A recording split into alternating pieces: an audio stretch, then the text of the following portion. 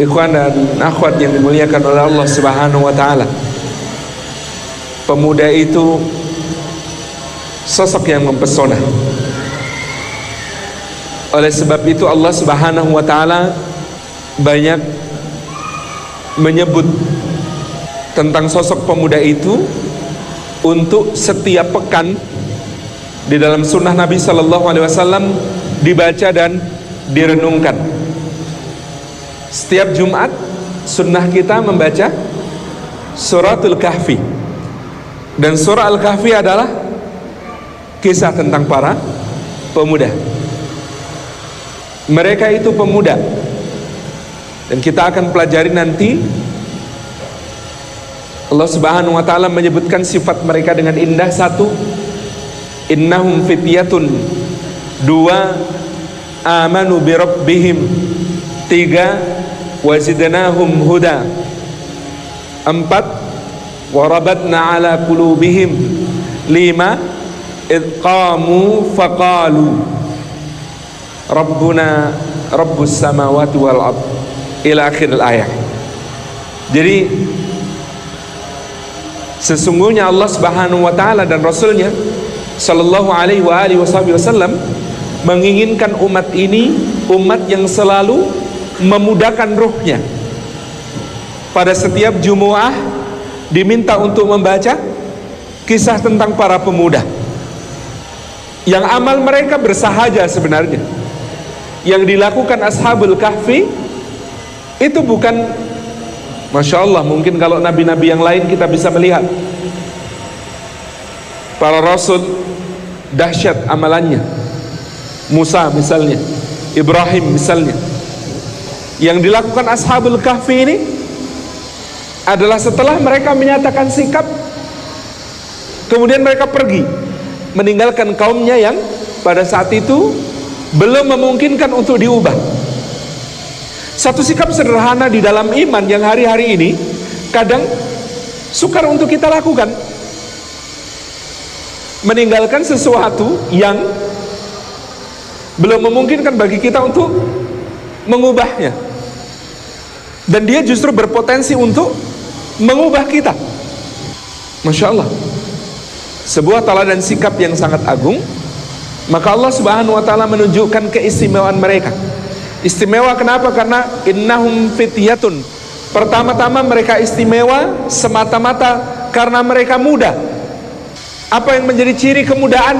Muda itu masih hijau, masih belum banyak berpengalaman.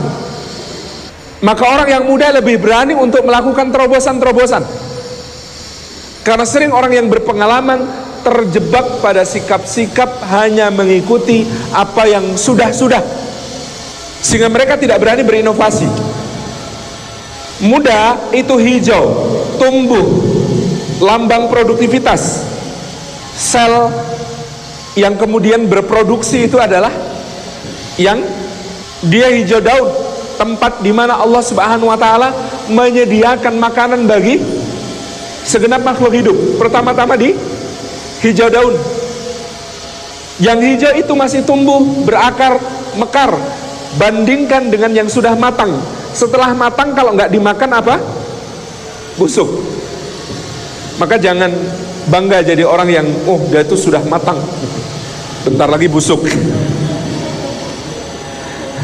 Kita ini harus selalu hijau, muda, berani melakukan terobosan-terobosan. Itu para pemuda. Terobosan di dalam berbagai sisi, inovasi di dalam berbagai hal, keberanian untuk mempertanyakan segala sesuatu, tidak menerima hal yang ada sebagai taken for granted saja, tetapi pertanyakan kembali. Ada seorang pemuda di dalam Al-Quranul Karim memberikan kepada kita kaidah riset yang luar biasa. Dia mengatakan kepada Rabbnya Azza wa Jalla, dia mengatakan kepada Allah Subhanahu wa taala, Rabbi arini kaifa tuhyil mauta. Ya Allah, tunjukkan kepadaku bagaimana kau hidupkan yang mati. Tunjukkan padaku bagaimana kau hidupkan yang mati. Kalau Allah menghendaki kun, dia berfirman jadilah, maka di depan Ibrahim bisa terjadi kisah seperti yang mendampingi kisah Ibrahim ini, yaitu kisah satunya siapa? Yang ditidurkan 100 tahun, Uzair. Seperti keledainya Uzair, muncul tulang belulang dari dalam tanah, lalu tulang belulungnya ditumbuhi daging, lalu dagingnya dibungkus kulit, lalu utuh menjadi hewan, lalu bisa meringkik, kan begitu. Mudah nggak bagi Allah untuk menunjukkan itu pada Ibrahim alaihissalam? Mudah, tetapi Ibrahim dituntun sebagai seorang pemuda oleh Allah Subhanahu wa taala untuk menemukan sesuatu hikmah yang mendalam berkesan di dalam hatinya itu melalui amal, melalui sebuah percobaan. Apa yang dikatakan Allah? Ambil 4 ekor burung, cincang olehmu, gitu ya. Lalu datangi puncak-puncak gunung, letakkan burung-burung itu di situ. Lalu kembalilah ke tempatmu semula, panggil mereka, ya'tinaka sa'ya, mereka akan mendatangimu dengan segera. Eksperimen itu penting. Inilah pemuda. Enggak langsung ujuk-ujuk dapat gitu, enggak. Tetapi bagaimana Allah menuntun dia, bahwa ternyata ketika Ibrahim bertanya begitu, Rabbi arini kaifa tuhyil mauta, ya Allah tunjukkan padaku bagaimana kau hidupkan yang mati. Allah mengatakan, qala awalam tu'min, apa engkau gak percaya ya Ibrahim? Bala, kata Ibrahim. Qala bala walakin liyatma inna qalbi, tetapi segera ya Allah agar hatiku ini menjadi tentram. Pemuda belum tentram kalau belum bisa lihat prosesnya, belum tentram hatinya kalau belum mengalami eksperimentasinya. Pemuda, innahum fityatun, ini pemuda yang luar biasa. Innahum fityatun. Sebagaimana kita lihat, kemudaan itu punya pesonanya tersendiri. Orang muda itu identik dengan hidup berani, hidup prihatin, bareng-bareng penuh solidaritas, membangun kesetiakawanan, ukhuwah. Antum kalau masih seusia ini, bangun persahabatan, ukhuwah, kekuatan, mudah. Kalau sudah umur 40 tahun ke atas, yang dipikirkan kepentingan. Ketemu dia dapat apa, ketemu dia kira-kira bisa kerja sama bisnis apa. Enggak bisa lagi seperti kita muda-muda, ketemu ya ketemu, ngobrol semalaman penuh gitu. Masya Allah. Kemudaan itu mempesona, karena sebagai sebuah ide perubahan, kalau yang mengusung para pemuda, dia menjadi tampil, menarik, lebih indah, lebih menjanjikan. Kenapa? Orang-orang muda yang bawa.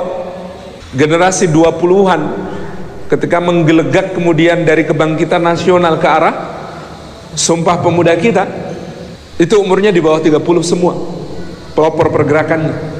Maka menjadi sesuatu yang sangat indah di mata rakyat.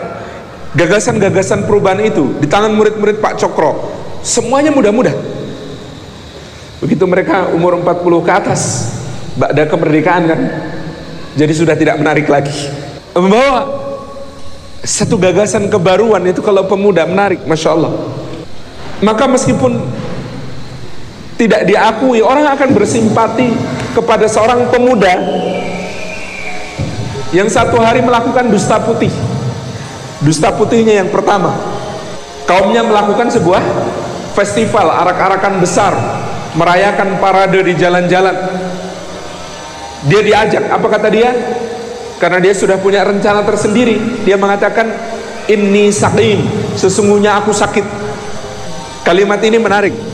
Ini disebut oleh Ibrahim nantinya sebagai dustanya yang pertama. Seumur hidup Ibrahim itu punya 3 dusta. Dan 3 dusta yang sebenarnya menurut saya bukan dusta ini sudah membuat Ibrahim nantinya di akhirat malu untuk memintakan syafaat bagi umat manusia kepada Allah Subhanahu wa taala. Dustanya Ibrahim itu tauriyah. Tauriyah itu apa? Kita mengucapkan satu kalimat, maksud hatinya bilang A, ditangkap oleh orang sebagai B, tapi kita memang sengaja supaya dia menangkap maksud B, agar kita tidak berbohong, tetapi dia tidak kemudian mendapatkan hakikat yang sebenarnya. Contohnya apa? Ibrahim. Nanti akan kita contohkan beberapa tauriyahnya. Sebelum itu ada Abu Bakar As-Siddiq radhiyallahu anhu. Ketika akan berangkat hijrah bersama Nabi sallallahu alaihi wasallam, di tengah perjalanan ketika Nabi sallallahu alaihi wasallam bersama Abu Bakar As-Siddiq berada di atas unta, ada kenalannya Abu Bakar, kolekannya Abu Bakar yang bertanya, "Ya Abu Bakar, man huwa ma'ak?" "Hei Abu Bakar, siapa itu yang bersamamu?" Apa jawaban Abu Bakar As-Siddiq radhiyallahu anhu? "Hadza hadit tariq."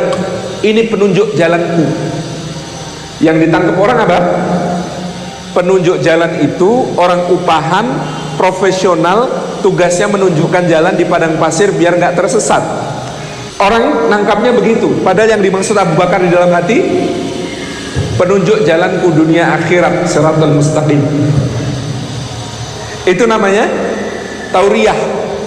Tauriyah. Dua-duanya punya maksud yang benar, tapi yang ditangkap sama yang dimaksudkan oleh orang yang mengatakan berbeda. Namanya tauriyah. Nah, inni sakim itu juga begitu. Kata-kata inni sakim pakai isim fa'il, sakimnya itu. Nah, sakim isim fa'il ini tidak hanya berarti aku sedang sakit, tetapi bisa berarti aku pernah sakit dan bisa jadi akan sakit lagi, atau aku punya penyakit yang bisa kambuh. Inni sakim. Lalu dia meringkuk, tidur. Ketika kaumnya sudah keluar berparade di jalan-jalan, dia keluar menyelinap menuju altar suci, tempat berhala-berhala kaumnya itu disembah. Dia hancurkan semua, dia sisakan yang paling besar, dia kalungkan kapak itu ke leher berhala terbesar. Begitu kaumnya selesai berparade dan hendak menyembah kembali, dewa-dewa mereka terkejutlah, tetapi orang sudah tahu siapa yang tidak suka sama berhala, sehingga dikatakan innahu fatan yuqalu lahu Ibrahim. Ada seorang pemuda yang tidak menyukai berhala-berhala kita, dan disebut namanya adalah Ibrahim. Tangkap, ditangkap. Interogasi, ditanya, kamukah yang melakukan semua ini kepada berhala-berhala kami? Hai Ibrahim. Ibrahim melakukan dusta putihnya yang kedua, yang kelak di akhirat akan membuat dia malu. Apa itu kata Ibrahim? Bal fa'alahu kabiruhum. Bukankah justru yang paling besar itu yang melakukannya? Itu kapaknya masih ada di lehernya. Apa yang dikatakan kaumnya? Fatan, ini pemuda cerdik sekali, mengatakan bahwa justru yang paling besar yang melakukannya. Kata mereka, tidak mungkin, itu kan cuma batu, nggak bisa ngomong, nggak bisa dengar, nggak bisa bertindak. Kata Ibrahim, kalau kalian tahu dia tidak bisa bicara, tidak bisa mendengar, tidak bisa bertindak, bahkan tidak bisa melindungi dirinya sendiri, apalagi memberi manfaat atau madarat, kenapa masih kalian sembah? Siapa yang on kalau begitu? Innahu fatan. Gagasan perubahan jadi menarik. Karena apa? Ide-idenya orisinil, cerdik sekali. Itulah pemuda. Innahum fityatun. Mereka itu para pemuda, sebagaimana Ibrahim juga pemuda. Kapok Ibrahim dibakar gara-gara dakwahnya itu? Enggak, itulah pemuda, enggak gampang kapok. Kalau gampang kapok bukan pemuda. Sifatnya pemuda enggak gampang kapok. Sampai akhirnya kemudian sampailah kabar itu kepada raja. Maka dipanggil sama raja, ditanya, siapa Tuhanmu hai Ibrahim? Maka Ibrahim menjawab, Rabbi alladhi yuhyi wa yumit. Tuhanku adalah yang mematikan dan menghidupkan. Qal ana uhyi wa umit.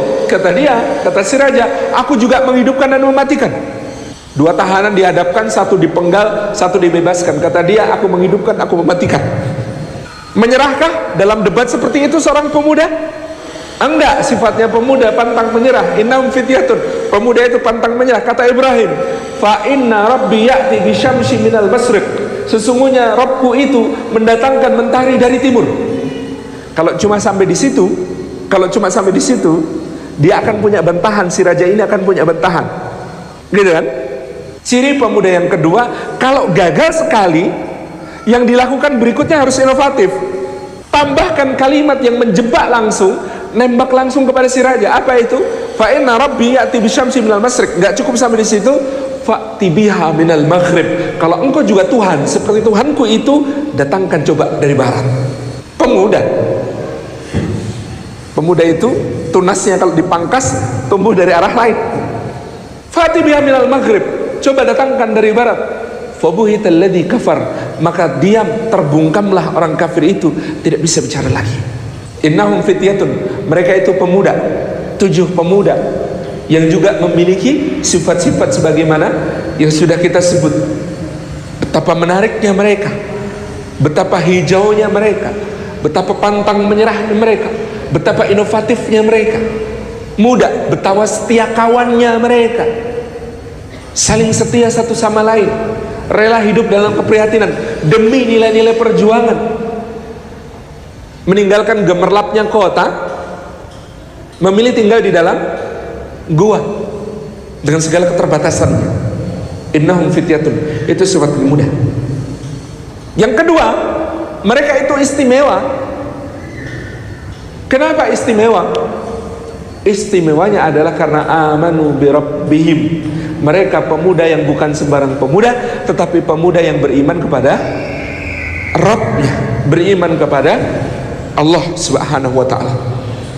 Pemuda yang memiliki keyakinan, pemuda yang memiliki akidah, pemuda yang memiliki sesuatu yang berkobar-kobar di dalam dadanya, itulah tauhidullah.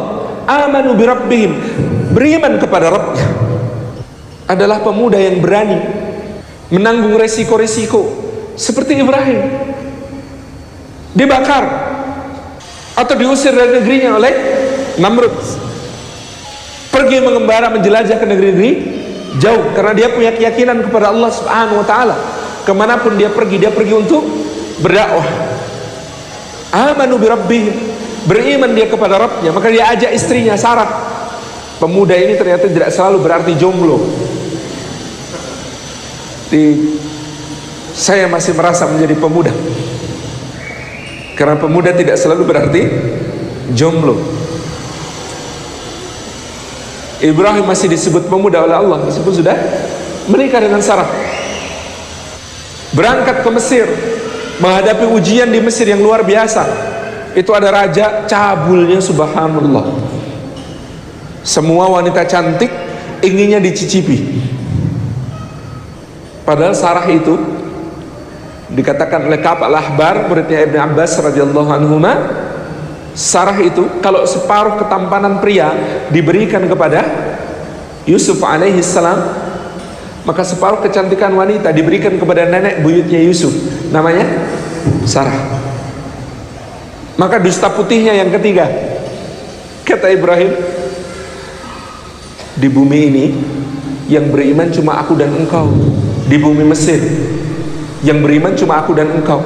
Engkau kan saudariku kan ya, saudari dalam agama, saudari di jalan Allah. Jadi nanti aku akan menyebutmu sebagai saudariku, maka janganlah kamu menyangkalku. Padahal sebenarnya istri, kenapa Ibrahim lebih memilih menyebutnya sebagai saudari dibanding istri? Karena sosiologis Mesir saat itu kedudukan istri sangat lemah. Istri itu barang milik, bisa diperjualbelikan, bisa dipertukarkan, bisa diwarisi. Maka Anda kalau membaca sejarah dinasti-dinasti Firaun di Mesir, ada kejadian di mana banyak terjadi seorang raja mati, digantikan anaknya, maka semua istri bapaknya ini termasuk ibunya kandung diwarisi oleh Firaun berikutnya. Sehingga incest itu dalam keluarga-keluarga Firaun bukan perkara aneh pada zaman itu. Maka mengaku sebagai istri itu lebih sulit melindungi daripada mengaku sebagai saudari. Saudari, kakak melindungi adik itu lebih memungkinkan daripada suami melindungi istri. Jangan dicontoh di kampus, kakak-kakaan, adik-adikan. Anda tidak sedang berada di Mesir, dan rajanya sudah bukan raja cabul ini. Jadi tidak usah kakak-kakaan, adik-adikan. Biar aku bisa melindungi dia. Karena kalau kakak-kakaan, adik-adikan ternyata masih berlaku sampai sekarang ya. Kalau pacar bisa ditikung gitu, selama janur belum melengkung gitu. Kalau kakak-kakaan, adik-adikan susah, lebih susah dipisahkan gitu. Subhanallah, jangan ditiru. Tabarak Rahman, rekan-rekan yang disayang Allah Subhanahu wa taala, kita bisa lihat di situ. Amanu bi rabbihim, beriman kepada Rabbnya Azza wa Jalla. Pemuda-pemuda ini akan memiliki pesona imannya tersendiri, keberaniannya menempuh resiko. Sa'ad bin Abi Waqqas radhiyallahu anhu cerita, tidak ada di masa jahiliyah di antara kami pemuda yang lebih tampan, lebih bagus dan halus pakaiannya, lebih modis modelnya, lebih wangi parfumnya daripada Mus'ab bin Umair radhiyallahu anhu. Itu pesona jahiliyahnya. Menarik karena apa? Modis, ganteng, minyak wanginya nomor 1 gitu ya. Anda beli minyak wangi budgetnya sebulan berapa, Mas? Masya Allah. Mus'ab bin Umair, tidak ada yang menandingi Mus'ab dalam soal itu. Ibunya sangat mencintainya, dan ibunya memberikan segala sesuatu dalam kualitas terbaik. Parfum kualitas terbaik, pakaian kualitas terbaik, makanan kualitas terbaik untuk putranya ini. Tapi begitu dia masuk Islam, begitu dia beriman kepada Allah Subhanahu wa taala, amanu bi rabbihim, apa yang terjadi? Sungguh, kata Sa'ad bin Abi Waqqas, aku melihat kulitnya Mus'ab mengelupas seperti ular berganti kulit, saking kurangnya perawatan. Gak bisa lagi beli pelembab yang bagus gitu. Mengelupas seperti ular berganti kulit, kulitnya Mus'ab bin Umair. Rasulullah sallallahu alaihi wasallam di Madinah melihat Mus'ab bin Umair masuk masjid dengan pakaian yang kumal, dengan rambut yang kusut, dengan wajah yang kuyu lemah, tapi senyumnya tetap bercahaya. Lalu Rasulullah memalingkan wajah, nggak tahan melihat Mus'ab, ingat zaman jahiliyahnya. Kemudian Rasulullah SAW bertanya kepada para sahabat, siapa di antara kalian, bagaimana pendapat kalian jika nanti kalian duduk di atas singgasana, lalu pelayan hilir mudik melayani keperluan kalian, kalian perlu apa-apa nggak perlu beranjak dari singgasana itu. Menurut kalian bagaimana keadaan kalian itu? Maklum, mayoritas sahabat saat itu baru saja hijrah. Anda tahu sendiri keadaan fuqara'ul muhajirin. Ini fakir-fakir semua muhajirin itu. Ditanya Rasulullah begitu, jawabannya apa? Sayyidina Abdurrahman bin Auf yang meriwayatkan cerita ini, kata mereka, kami semua menjawab, ya Rasulullah, kami hari itu pasti lebih baik daripada kami hari ini. Kata Nabi SAW, la, wallahi la, tidak, demi Allah tidak, kalian hari ini lebih baik daripada kalian pada hari itu. Nanti ketika Mus'ab telah gugur di perang Uhud, lama kemudian di masa pemerintahan Umar bin Khattab radhiyallahu anhu, Sayyidina Abdurrahman bin Auf duduk di tengah karyawan-karyawannya, pekerja-pekerja dan budak-budaknya. Anda tahu hebatnya Abdurrahman bin Auf, yang paling kaya di antara para sahabat, dia sulit dibedakan dari pekerjanya. Kalau sudah duduk dengan pekerjanya, mana bos, mana anak buah nggak kelihatan, mana juragan, mana pembantu nggak kelihatan. Lalu ketika disuguhkan makanan untuk makan bersama pegawai-pegawainya, Abdurrahman bin Auf bercucuran air mata menangis. Orang-orang bertanya, kenapa Anda menangis? Abdurrahman bin Auf mengatakan, Mus'ab bin Umair setelah muslimnya belum pernah makan makanan selembut ini, padahal dia lebih baik daripada aku. Mus'ab bin Umair setelah keislamannya belum pernah memakan makanan selembut ini, padahal dia lebih baik daripada aku. Ketika dia meninggal di perang Uhud, kata Abdurrahman bin Auf, tidak ditemukan kain untuk mengkafaninya kecuali sehelai selimut usang yang kalau ditutupkan ke kepala terbuka kakinya, kalau ditutupkan ke kaki terbuka kepalanya. Anda bayangkan, mengkafani Mus'ab itu saking kekurangannya, nggak ada kecuali selimut usang. Kalau tutup kepala, wajahnya ditutup gitu, kakinya kelihatan. Tutupkan ke kaki, wajahnya kelihatan. Sehingga akhirnya apa kata Abdurrahman bin Auf, kami menutupkan itu ke kepalanya, lalu kami selimuti bagian kakinya dengan rerumputan. Itu khir. Keberanian menanggung risiko. Utsman bin Mad'un radhiyallahu anhu masuk Islam, dan dia dilindungi oleh pamannya yang terkemuka, Al-Walid bin Al-Mughirah. Bapaknya Khalid itu pamannya Utsman bin Mad'un. Dia berislam dan dia merasa aman, ibadahnya tidak diganggu, baca Qur'annya tidak diganggu, melaksanakan berbagai macam kegiatan keislamannya bertemu Rasulullah SAW dan lain sebagainya, tidak diganggu. Kenapa? Karena dilindungi pamannya. Maka hatinya terusik. Ini pemuda, kalau dia punya keistimewaan, merasakan privilege, sementara teman-temannya tidak, hatinya terganggu. Itu sifat pemuda. Tadi saya bilang solidaritasnya sangat kuat. Dia lihat Bilal disiksa, dia lihat Ammar bin Yasir disiksa, dia lihat Khabbab bin Al-Arat disiksa, dia lihat Sa'ad bin Abi Waqqas tiap hari harus preman. Anda tahu Sa'ad bin Abi Waqqas itu tipikalnya bad boy.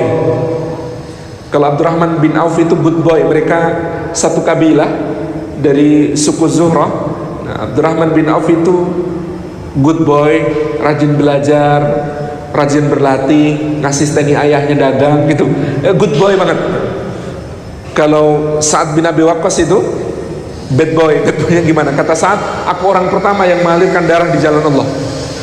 Lagi sholat digangguin orang Quraisy, ambil rahang unta, samplakkan ke wajahnya orang Quraisy itu, teriak-teriak, kemudian dia dipukulin rame-rame, balas mukulin sampai capek. Hari berikutnya nantang lagi orang. Sa'ad bin Abi Waqqas tipikalnya begitu. Makanya saya ini Masya Allah lagi bermimpi bikin buku. Tolong didahului. Kalau antum sudah nulis duluan, saya nggak perlu nulis buku tentang ini. Karakter itu kan sesuatu yang Allah karuniakan kepada kita. Seperti watak batu permata masing-masingnya ada, digosok makin berkilau saja, itu kan. Maka kalau diringkas karakter umat ini, kan kita mau neladani Rasulullah SAW itu kan susah ya, berat rasanya. Baina sama'i wa sumur sat, seperti antara langit dengan sumur yang kering kerontang kita dengan Rasulullah SAW itu susah. Makanya ternyata ada kunci meladani Rasulullah.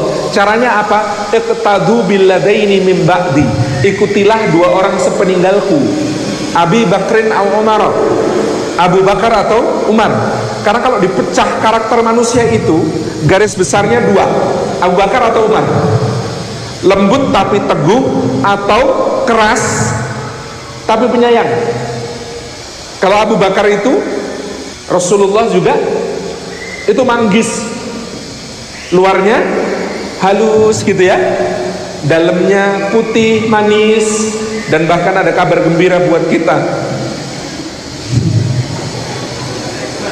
Kulit manggisnya sudah bisa diekstrak gitu. Itu kayak manggis. Muslim yang baik itu kalau bisa kayak manggis, luarnya halus lembut, dalamnya juga manis putih gitu ya.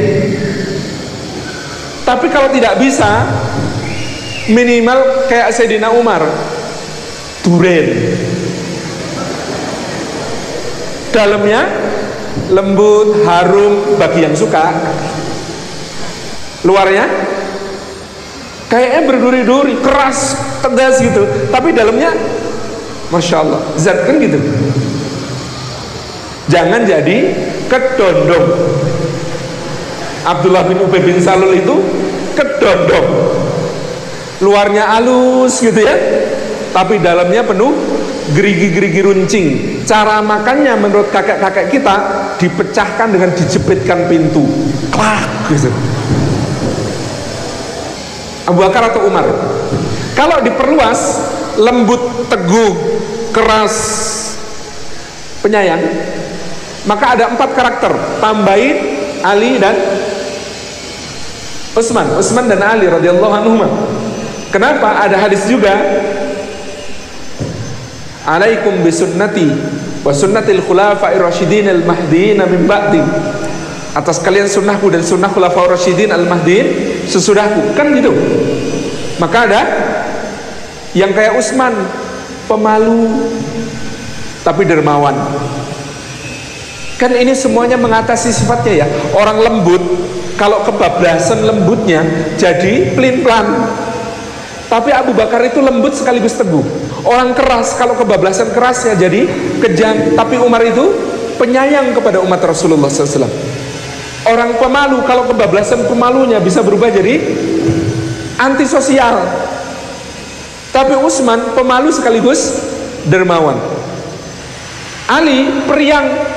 Sayyidina Ali bin Abi Thalib radhiyallahu anhu itu Kalau bercandaan serius bercandaannya. Ada orang Khawarij kan memang tukang bikin onar. Tanya sama beliau, ya Amirul Mukminin, di masa Abu Bakar dan Umar keadaan damai tentram. Setelah engkau jadi khalifah, keadaan menjadi kacau. Kira-kira sebabnya apa? Kata Sayyidina Ali, jelas, karena dulu di masa Abu Bakar dan Umar rakyatnya seperti saya, sedangkan ketika saya jadi khalifah, rakyatnya kayak kamu.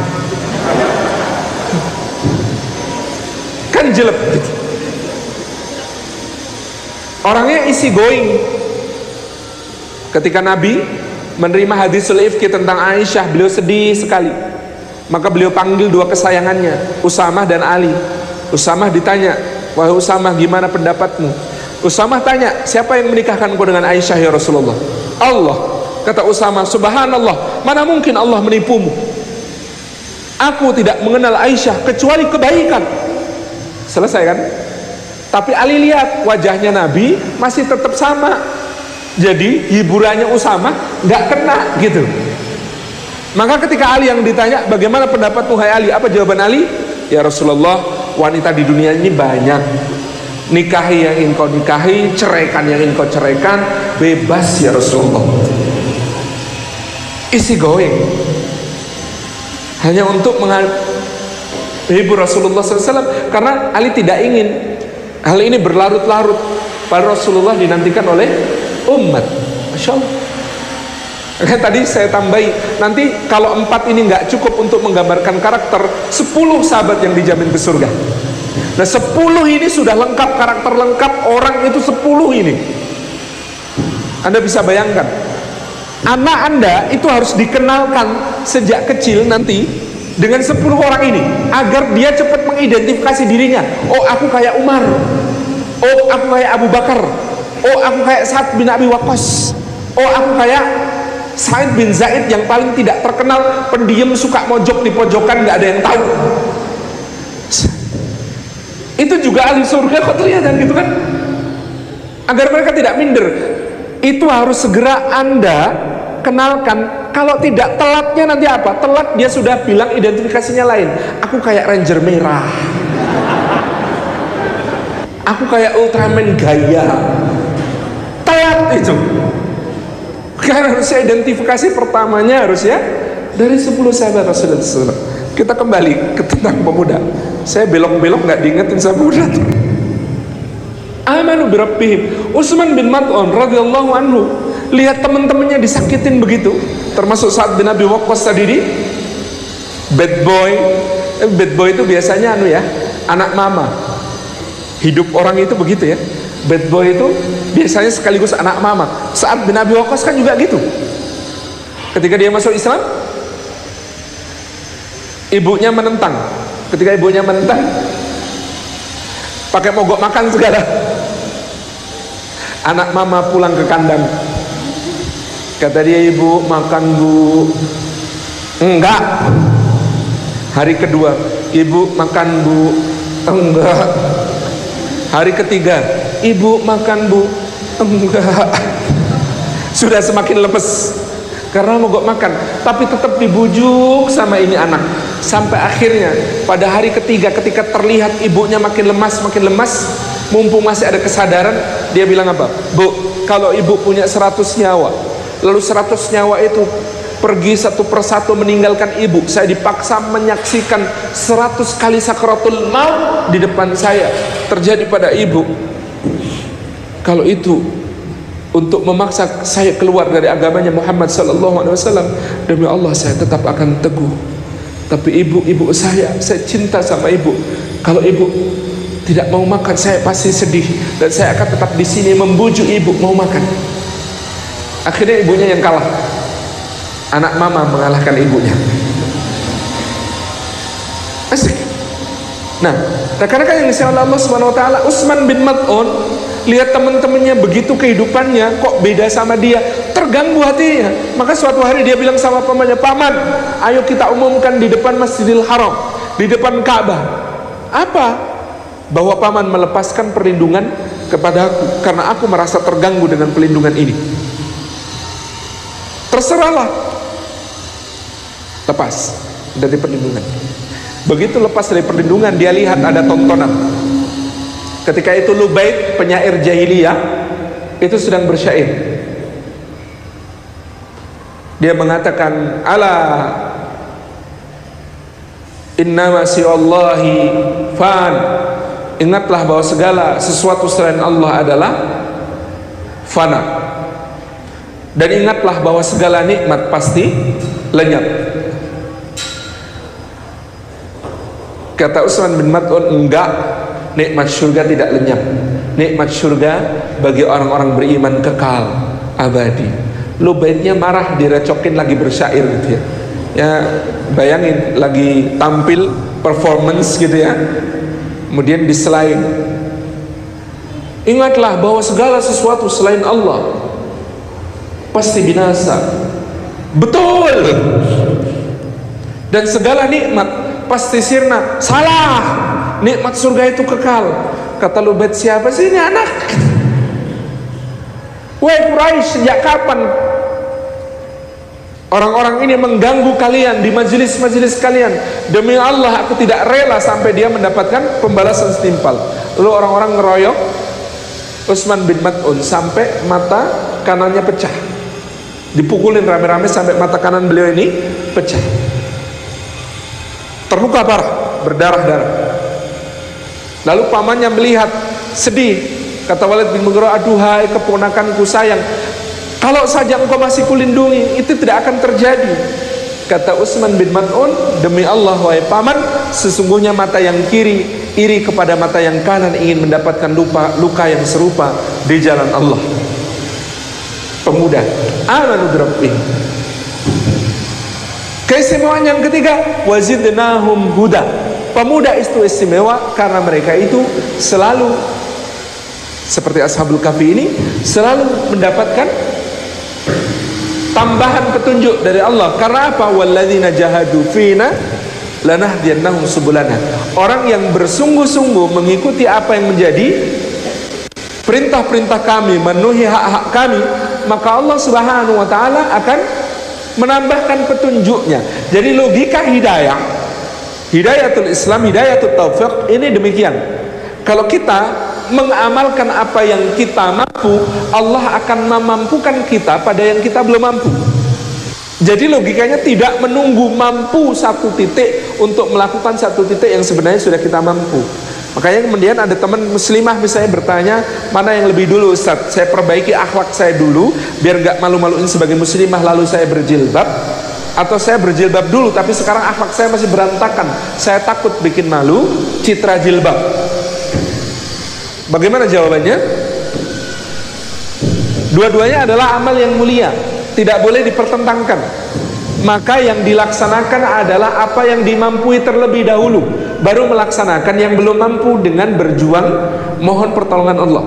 Kalau mampunya sekarang beli kain, mampunya sekarang jahitin kain, mampunya sekarang pakai jilbab, pakai kainnya, pakai dulu.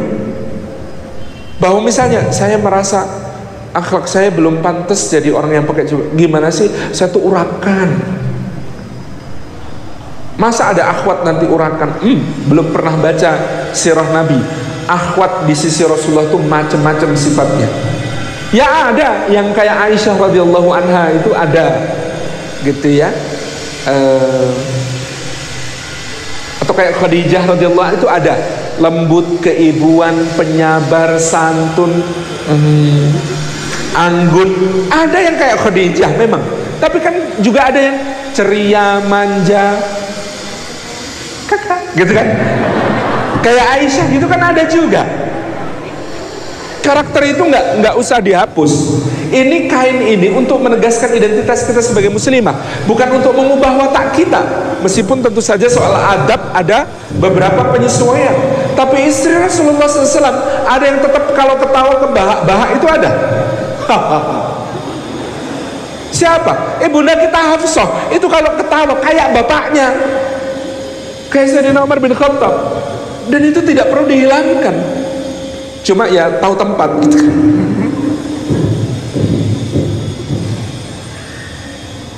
Ada yang kayak Nusaibah, jago karate, Ikhwan dekat dikit, ada. Ada akhwat itu yang kayak Sulaim, kemana-mana bawa belati gitu. Kalau sekarang bawa alat strum ya. Ada ikhwan macam-macam.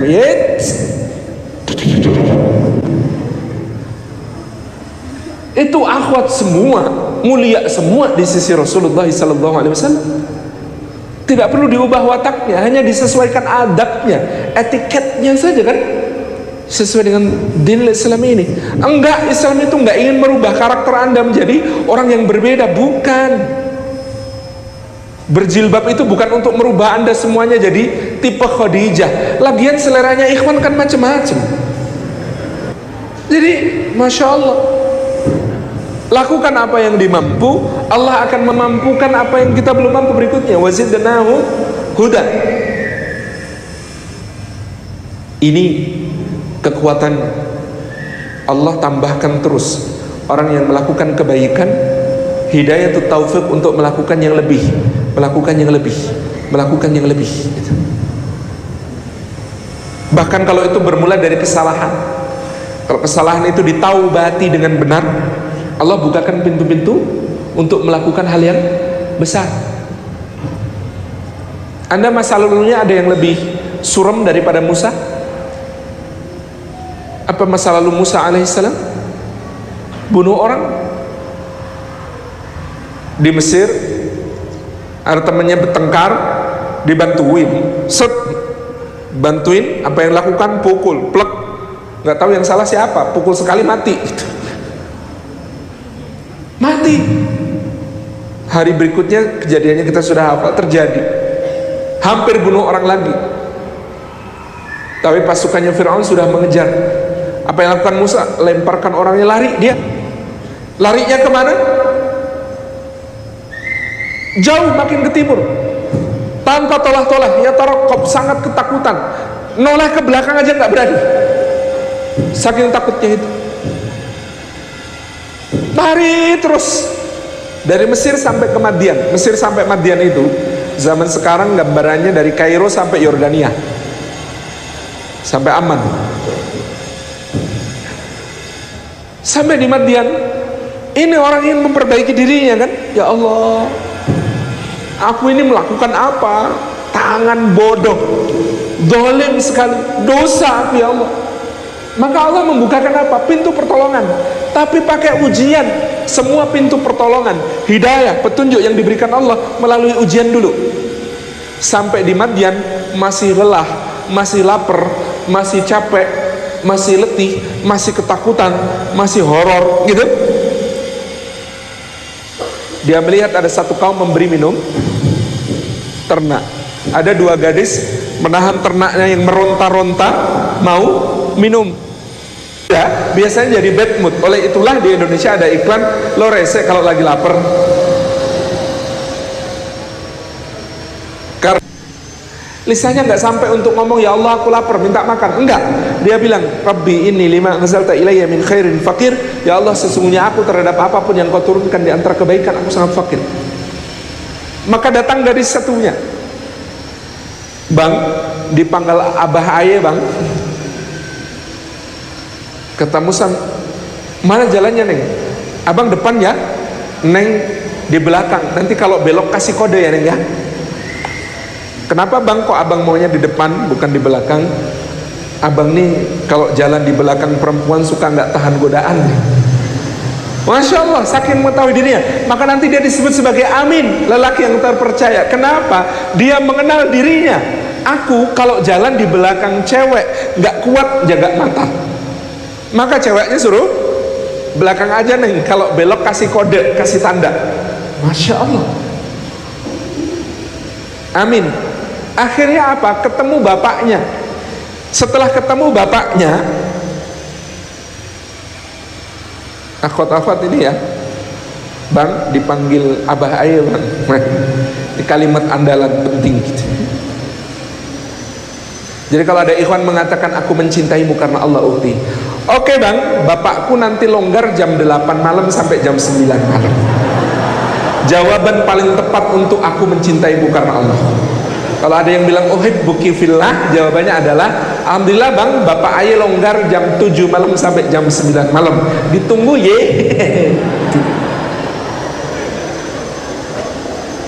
Itu jawaban paling pas untuk uhibbuki fillah. Dipanggil sama si bapak, apa yang didapat? Satu, makanan sesuai doanya. Dia kan minta makanan, disuruh makan. Dua, perlindungan. Najauta min qaumidz zalimin. Kamu sudah selamat dari orang-orang zalim kalau tinggal di kampung ini. Tiga, kos-kosan. Tinggallah di sini gratis. Empat, pekerjaan. Kalau kamu mau bekerja di sini 8 tahun atau sempurnakan 10 tahun gitu ya. 5, istri, maka aku akan menikahkan engkau dengan salah satu putriku. 6, kenabian. Jadi Masya Allah, semua jawaban masalah hidup ada di situ. Makanan, perlindungan, kos-kosan, pekerjaan, istri, tabarakar rahman, sampai pada kenabian. Wazidnahu muda, diberi tambahan hidayah terus, bahkan meskipun memulainya dari perkara-perkara yang paling pahit seperti Musa membunuh orang. Yang berikutnya mereka istimewa karena warabatna ala qulubihim, dan kami merabitah, menyatukan hati-hati mereka. Jadi berukhuwah itu kebutuhan pokok bagi pemuda. Pemuda kok hidupnya menyendiri, tidak sempurna. Pemuda yang sempurna, warabatna ala qulubihim, kami ikatkan hati mereka, pertautkan satu sama lain di dalam sebuah ukhuwah suci. Maka jadi pemuda itu berorganisasi, melakukan berbagai macam kegiatan bersama, mengambil peran-peran sosial. Itu tuntutan. Warabatna ala qulubihim. Itqamu, ketika mereka tegak berdiri. Keistimewaan berikutnya, faqalu, maka mereka menyatakan sikap. Pemuda itu berani tegak berdiri untuk menyatakan sikap. Tidak disebut pemuda yang sempurna kalau sikapnya tidak jelas. Pemuda itu sikapnya yes or no. Jangan kayak orang Jogja dalam soal bakmi. Rebus apa goreng mas bakminya? Kata orang Jogja, nyemek.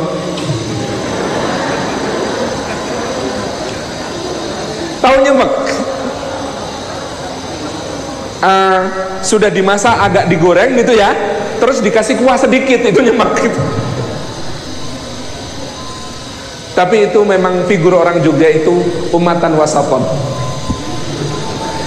umat yang tengah-tengah, nggak suka ekstrim kanan, nggak suka ekstrim kiri, pokoknya tengah-tengah.